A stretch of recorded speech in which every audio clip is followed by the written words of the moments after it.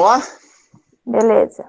Vamos começar aí, então, com os ideais. Voto, lei, alvo, lema, objetivo e voto de fidelidade à Bíblia. Posição para o voto. Pela graça de Deus, serei puro, bondoso e leal, guardarei a lei dos desbravadores, serei servo de Deus e amigo de todos. Baixar a posição. Lei. A lei dos desbravadores ordena-me observar a devoção matinal, cumprir fielmente a parte que me corresponde, cuidar do meu corpo, manter a consciência limpa, ser cortês e obediente, andar com reverência na casa de Deus, ter sempre um canto de coração e aonde Deus mandar. Alvo. A mensagem do advento em todo mundo em minha geração. Lema. O amor de Cristo nos motiva. Objetivo: salvar do pecado e guiar no serviço. Posição para o voto de fidelidade à Bíblia. Prometo fidelidade à Bíblia, à sua mensagem de um Salvador crucificado, ressurreto e prestes a vir, doador de vida e liberdade a todos que nele creem. Essa posição. Beleza. Agora nós teremos, então, o hino dos desbravadores, né? Vamos todos juntos aí cantar o hino dos desbravadores. A Elô tá no jeito aí? Beleza.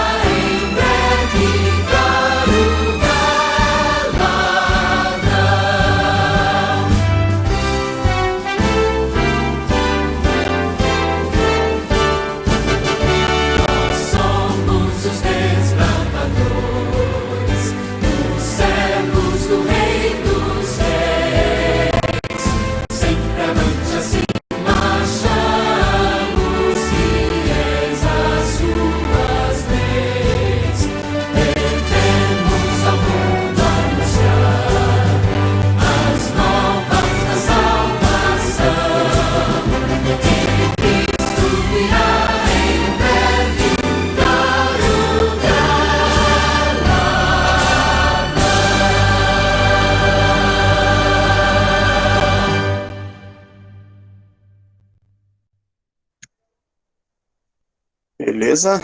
Nós vamos fazer uma oração para agradecer a Deus e iniciar as nossas atividades, e depois já passamos para a meditação, beleza? Vamos lá? Quem puder, posição por oração. Querido Deus, amadíssimo Pai, agradecemos a Ti pela vida, pela paz, pela saúde, pelos cuidados que o Senhor tem com cada um de nós. Vivemos em um mundo totalmente louco, doido, tantas coisas acontecendo, e nós podemos, ó Pai, sentir a Tua presença, sentir os Teus cuidados na nossa vida, na nossa família, Pai. Abençoe, ó Pai, este clube, o Clube dos Bravadores Castelo Forte, todos os seus participantes, a diretoria, todas as pessoas envolvidas, Pastor Roberto, que está conosco hoje também, Natália, todas as pessoas que estão hoje aqui nos apoiando, que o Senhor esteja derramando as suas bênçãos na vida deles também, ó Pai. Abençoe esta reunião, que seja para a honra e glória do Teu nome, e que juntos nós possamos subir mais um degrau na caminhada cristã, Pai. Fique conosco ainda, é que pedimos e agradecemos, em nome de Jesus. Amém. Pastor Roberto, contigo. Mais uma vez quero dar bom dia para todo mundo, né? Dizer que é um prazer poder estar com vocês aqui nessa manhã. Eu saí daí de Ibitinga, que era o distrito na época, né? Nova Europa pertencia a Ibitinga. Lembra que a gente comemorou 100 anos, né, de Nova Europa aí, lembra? Trouxe o pastor Geraldo Marques, lembram disso, gente? Muito legal aquela nossa comemoração. Eu saí daí em 2012, eu acho, né? Não me lembro, falar a verdade. Foi a última visita, a última saída do pastor Geraldo Marques, viu? É sério? Depois disso ele já não saiu mais. Já não saiu mais, logo ele morreu. Eu tenho fotos daquele dia lá, preciso procurar aqui, mas eu tenho fotos daquele dia ali, né? Ele tinha feito a meditação, lembra, né? Da meditação do pastor Geraldo, muito boa a meditação dele, inspiração juvenil. Então, é um lugar que eu tenho muita saudade, né? Ontem mesmo eu chamei uma igreja aqui de Nova Europa sem querer. De vez em quando eu chamo alguma igreja de Nova Europa sem querer. Então, é um lugar que eu tenho muita saudade. Eu me lembro que a gente fez um acerto de secretaria aí bem grande, eu e o Adriano, a gente saiu visitando todo mundo, acertando secretaria.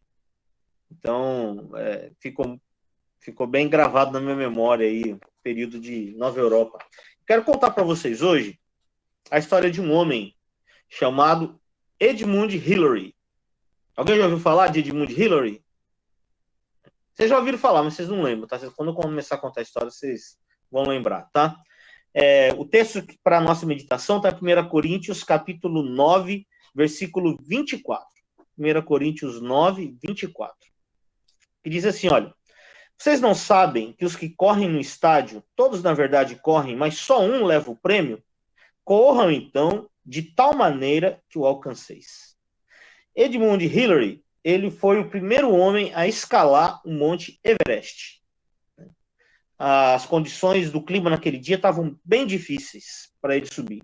Ventos, neve até a altura da cintura, um frio terrível, avalanches súbitas, visibilidade limitada, ar rarefeito, tudo isso ele enfrentou para poder conseguir subir, ser o primeiro homem a subir ao topo do Monte Everest. Monte Everest, ele é a montanha mais alta do mundo, né?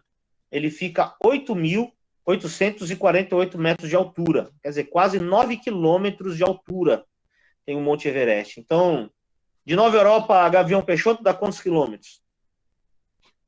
Uns 10 mesmo, não é? 12 quilômetros. 12. Então, um pouco menos do que a distância entre Nova Europa e Gavião Peixoto, de altura, imagina isso, né? É bem alto mesmo. Quando ele era criança, ele passou situações bem difíceis. A família dele, os pais dele eram fazendeiros e apicultores, criavam mel, cuidavam de abelhas, né? E os pais deles acreditavam que todo o problema que as pessoas tinham era causado por excesso de comida. Então, a solução que eles davam para tudo era regime. Então, as crianças, os filhos, comiam bem pouco, eram bem magrinhos. E os professores, especialmente de educação física, vinham dizendo que eles eram incapazes, que eles não tinham resistência, que eles não iam conseguir nada na vida. A vida na fazenda dele era muito difícil, muito puxada, pouca comida. E ele tinha uma maneira de, assim, escapar um pouco dali, que era através da leitura de livros. Ele gostava muito de ler. E ele lia muitos livros de aventura. E ele mergulhava naquelas histórias de aventura. Quando ele tinha 16 anos, pela primeira vez ele foi esquiar. Ele era neozelandês, né? Quer dizer, que ele morava na Nova Zelândia. Quando ele tinha 16 anos, ele foi esquiar pela primeira vez e ele ficou apaixonado com aquilo ali, encantado com aquilo ali.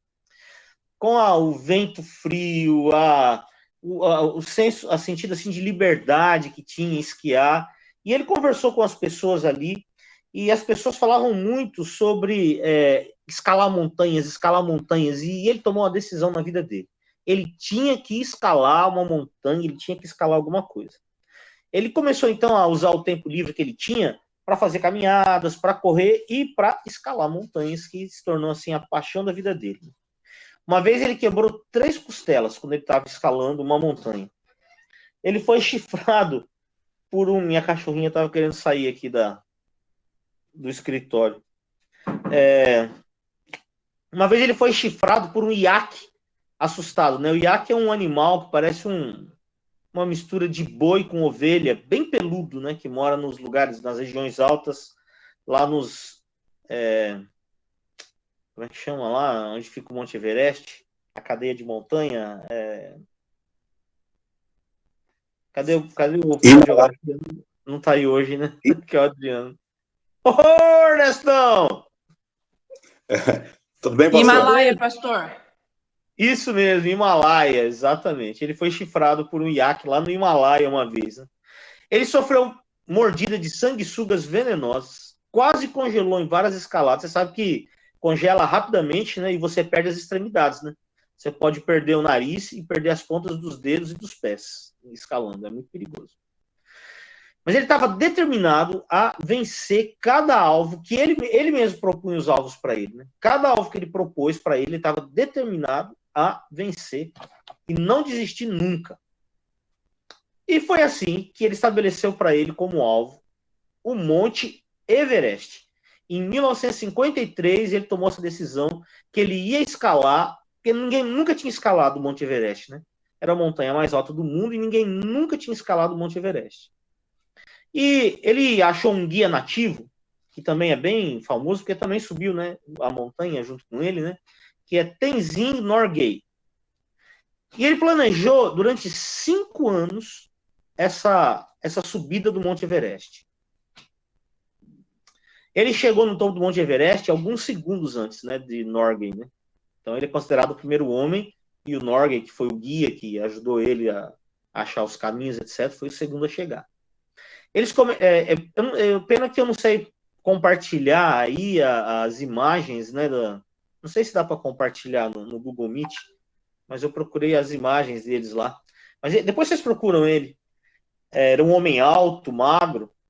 Eles comemoraram a subida no Monte Everest comendo um bolo de menta que eles tinham levado, pequeno, e tirando fotos. E tem essas fotos até hoje no Google. Aí hoje em dia tudo é fácil, né? Para você ver as fotos deles quando eles chegaram no topo do Monte Everest. Ele deixou lá em cima do topo um crucifixo que ele tinha usado durante a escalada como um símbolo do cuidado que ele acreditava que Deus tinha dado a ele para conseguir subir ali no monte. Quando isso aconteceu na vida dele, ele ficou muito famoso, muito famoso. Ele não esperava que essa fama acontecesse. Na verdade, ele se considerava fazendeiro. Ele continuou, na verdade, com os negócios dos pais. Né?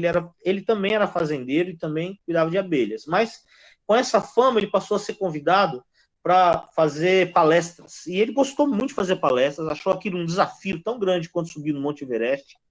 E ele passou a dar palestras no mundo inteiro. Né? Ele também passou a fazer outras expedições, ter outros desafios. Ele foi o segundo homem a chegar no Polo Sul. No Polo Sul só tinha chegado antes Scott. E depois disso, ninguém nunca mais tinha ido no Polo Sul. E então ele decidiu ir lá no Polo Sul e foi lá, preparou uma expedição e também chegou no Polo Sul. Foi a segunda pessoa a chegar lá no Polo Sul. Fez expedições para procurar o lendário, o lendário, né? É lendário mesmo, porque é uma lenda, né? O abominável Homem das Neves, né? Que é você já deve ter visto em desenho, em filme, assim, um tipo de macacão grande, peludo, com muito pelo e branco, né? Mas ele chegou à conclusão de que esse abominável Homem das Neves não existia. Mas ele descobriu uma nova espécie de urso, que é chamado de urso azul tibetano. Então imagina, né? Saiu para procurar uma lenda, mas descobriu um animal verdadeiro que ninguém nunca antes havia visto ou havia ouvido falar dele. Ele escreveu vários livros com as suas histórias de aventuras. Né? Como ele gostava muito de ler, agora ele estava escrevendo histórias verdadeiras de aventuras. E esses livros dele inspiraram, né, os livros, as palestras que ele fez, a história dele inspirou muitas pessoas. Ele dizia que nós devemos nos arriscar e permanecer firmes assim, sem desistir, até alcançar o objetivo. Né? Mesmo que houvesse desafios, perigos no caminho, nós deveríamos permanecer firmes para conseguir alcançar aquilo que a gente deseja. Depois que a esposa e a filha dele morreram num acidente, ele dedicou a vida dele para trabalhar nos hospitais e ajudar na construção de escolas e de pontes lá no Himalaia, que era uma região muito pobre, que ele aprendeu a amar aquela região, aquele lugar, se tornou como se fosse assim o seu segundo lar, e ele dedicou a vida dele a ajudar as pessoas do Himalaia. Ele construía escolas, construía pontes, ajudava as condições de vida do povo ali. E finalmente ele recebeu o título de cavaleiro, né, da rainha da Inglaterra. Não só pela coragem, ele não era inglês, né? Lembre-se que ele não era inglês, ele era neozelandês, mas mesmo assim a rainha da Inglaterra concedeu a ele o título de cavaleiro. Não só pela coragem dele, por ter sido o primeiro homem a subir no Monte Everest, mas também pelas obras humanitárias que ele realizou. Então ele ficou conhecido, quem recebe o título de cavaleiro, recebe o título de Sir, né? Então ele é Sir Edmund Hillary, nasceu em 1919. A história de Edmund Hillary, exatamente, aí, ó, conseguiram compartilhar aí, olha a imagem dele, estão vendo ele aí em cima, ó? Esse é ele, Edmund Hillary, bem magrinho, rosto comprido, assim, um homem, a maioria das fotos que você encontra dele, ele tá sorrindo, né? Me parece uma pessoa muito feliz, assim, que encarava os desafios com coragem. Nós também precisamos encarar os nossos desafios com coragem. Tanto os desafios dessa vida aqui, as dificuldades, quem quer estudar, quem quer vencer na vida. Olha aí, embaixo tem a foto dele com o Norgay, né? Estão vendo ali, ó, ele com o Norgay? Essas fotos aí são as fotos realmente da chegada deles lá no Monte Everest. Olha que legal. Nós precisamos encarar os nossos desafios de vida, né? O desafio do estudo, o desafio de trabalhar, o desafio de... Tudo requer esforço, disposição. Uma faculdade de teologia demora 4 anos, né? Mas a minha faculdade de teologia demorou 8 anos, embora eu não tenha perdido nenhuma matéria nunca, né, na faculdade de teologia. Não foi por isso que demorou. Demorou porque eu não tinha dinheiro, né, para conseguir estudar. Então, eu precisava conseguir dinheiro, estudar. Eu fiquei com a faculdade 4 anos parada. Então, as coisas que são mais desafiadoras, as coisas que são que trazem maiores recompensas, quase sempre são as coisas que são as mais desafiadoras da nossa vida. As que dão mais trabalho são as que dão as melhores recompensas. A gente não pode desistir, não pode desanimar, precisa permanecer firme, disposto a vencer, com Cristo do nosso lado, como ele, né, que levava um crucifixo como símbolo da sua fé. Nós também precisamos ter o crucifixo não pendurado no pescoço, né, mas ter a cruz de Cristo no nosso coração, na nossa mente, e a disposição de fazer a vontade de Deus em todos os momentos, por mais difícil que possa parecer, por mais complicado que possa parecer, é com Jesus que nós vamos conseguir vencer todos esses desafios. Não porque nós somos fortes, mas porque nós confiamos no nosso Mestre, em Jesus Cristo, e junto com Jesus, com certeza nós vamos conseguir vencer os nossos desafios. Além dos desafios humanos, terrestres, nós temos o maior desafio de todos, que é chegar à Nova Canaã. Com certeza, se Edmund Hillary chegar lá, eu acredito que ele vai chegar, né? Um bom homem, correto, que era sincero naquilo que ele acreditava. Ele vai entender que a subida do Monte Everest foi muito pouco comparado à chegada à Canaã Celestial. E esse grande desafio, que é o que Paulo fala aqui em 1 Coríntios 9, 24 mesmo, ele, na continuação do texto, em que ele diz que a gente deve correr para alcançar o alvo, ele diz assim que, humanamente, só quem ganha o prêmio é o primeiro. Na época dele era o primeiro, né? Hoje é 3 quem ganha, né? Na época dele só ganhava o primeiro. Ele diz assim, ganhava uma coroa, que era uma coroa de folhas, né? De folha de louro, folha de carvalho, que colocava na cabeça de pinheiro, colocava na cabeça deles. 2, 3 dias aquilo ali secava, você tinha que jogar fora, né? Esse era o prêmio. Ele diz, nós não. Nós corremos, diz Paulo, por uma coroa incorruptível, que não vai se corromper, não vai se estragar. E não é o primeiro que ganha. Basta chegar que você ganha. Então nós precisamos chegar nesse alvo. Né? E precisamos combater o bom combate, diz Paulo, terminar a carreira, quer dizer, terminar a corrida, chegar lá no final, não desistir no meio do caminho.